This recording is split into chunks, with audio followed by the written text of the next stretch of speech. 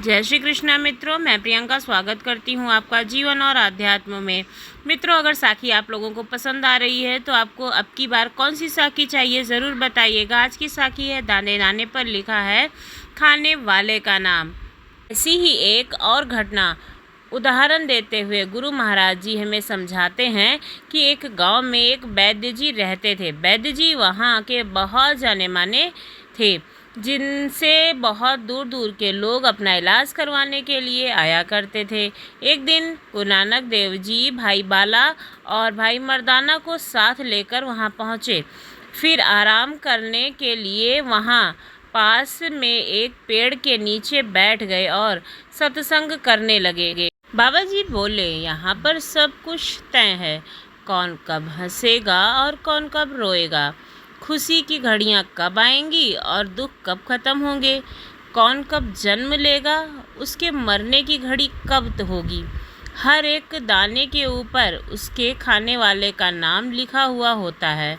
भाई बाला और भाई मर्दाना दोनों जो हैं वो बाबा जी का सत्संग ध्यान से सुन रहे थे कि बाबा जी क्या कह रहे हैं।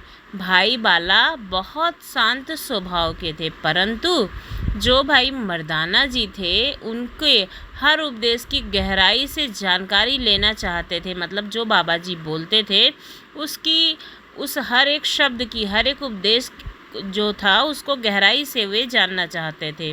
तो भाई मर्दाना ने बाबा जी से पूछा कि क्या ये सब पहले से ही तय है, कौन कब जन्म लेगा और कौन कब मरेगा। तो बाबा जी मुस्कुराते हुए बोले, यह सब पहले से ही तय होता है कि कौन कब जन्म लेगा और कब किसका मरण होगा।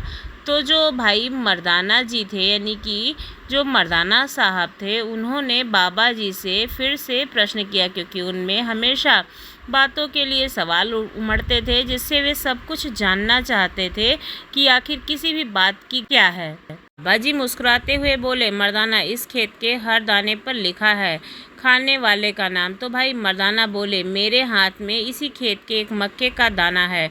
अब बताओ बाबा जी, इस दाने पर मेरा नाम लिखा है या नहीं। तब बाबा जी बोले, नहीं मर्दाना, इस दाने पर तुम्हारा नाम नहीं लिखा है। तब भाई मर्दाना बोले कि क्या बात कर रहे हो आप बाबा जी, यह दाना मेरे हाथ में है और मेरे सेहतमंद भी हूँ, मुझे भूख भी लग रही है, फिर भी आप कह रहे हो कि यह दाना मेरे पेट में नहीं जाएगा, जबकि यह दाना तो मेरे ही हाथ में है। तब बाबा जी फिर से मुस्कुराए और बोले, तुमने ठीक सुना मर्दाना, ये जो दाना है ये तुम्हारे पेट में नहीं जाने वाला है। यही कुदरत का फैसला है, यही वो ऊपर वाला चाहता है। तभी भाई मर्दाना ने वो दाना अपने मुंह में ले लिया। बोले, देखो बाबा जी, आज तो मैंने कुदरत का फैसला भी बदल दिया है। जैसे ही दाना मर्दाना भाई के मुंह में गया, तभी मर्दाना भाई अजीब सा व्यवहार करने लगे। ऐसा लग रहा था कि मानो जो है उनकी तबीयत खराब हो गई हो, उनका स्वास्थ्य जो है वो बिगड़ गया हो। तो भाई मर्दाना बोले, बाबा जी, मुझे सांस ही नहीं आ रही है, कुछ करो ना। बाबा जी बोले। तभी भाई बाला बोले, बाबा जी, इसको तुरंत ही किसी वैद्य के पास लेकर चलना चाहिए। आइए चलते हैं इसको लेकर के किसी वैद्य के पास, क्योंकि इसको सांस नहीं आ रही है और उस दाने को खाने के बाद में ही ऐसा क्या हो गया कि जो इसको सांस नहीं आ रही है। तब से एक आदमी गुजर रहा था, तो भाई बालाजी ने उससे पूछा, भाई यहाँ पास में कोई वैद्य है क्या? हमारे साथी की तबीयत जो है वो ख़राब हो गई है अचानक से। वो तो आदमी बोला, हाँ, उधर और चले जाओ, वहाँ आपको एक बहुत बड़ा, बहुत मशहूर वैद्य मिल जाएगा। तो जब वो बाला पहुँचे तो वैद्य जी ने बोला, क्या हुआ है? तो भाई मर्दाना जी ने कहा, वैद्य जी, मुझे सांस लेने में बहुत दिक्कत हो रही है, आप कुछ उपाय कीजिए। तो वैद्य जी ने पूछा, क्या खाया था तुमने? तो भाई मर्दाना ने बोला कि वैद्य जी, मैंने तो एक मक्के का दाना ही खाया था बस। तो वैद्य जी ने कहा कि वो मक्के का दाना तुम्हारी सांस नली में चला गया है, और बोले, कोई बात नहीं है, मैं नुस्खा दे देता हूँ, उससे तुम तुरंत ही ठीक हो जाओगे। जैसे ही वैद्य जी ने भाई मर्दाना को नुस्खा सुंघाया, भाई मर्दाना को ज़ोर ज़ोर से छींक आने लगी और तुरंत ही वो दाना जो है वो बाहर आ गया।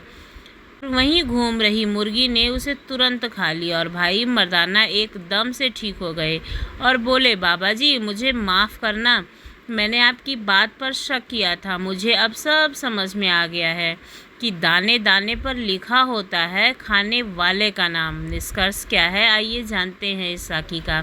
देखा गुरु प्यारी साध संगत जी, बाबा जी की लीलाएं। हम बिना सोचे समझे बाबा जी के कहे वचनों पर शक करते हैं। बाबा जी तो परम ज्ञानी हैं, हमें तो सब उनकी रज़ा में रहना है।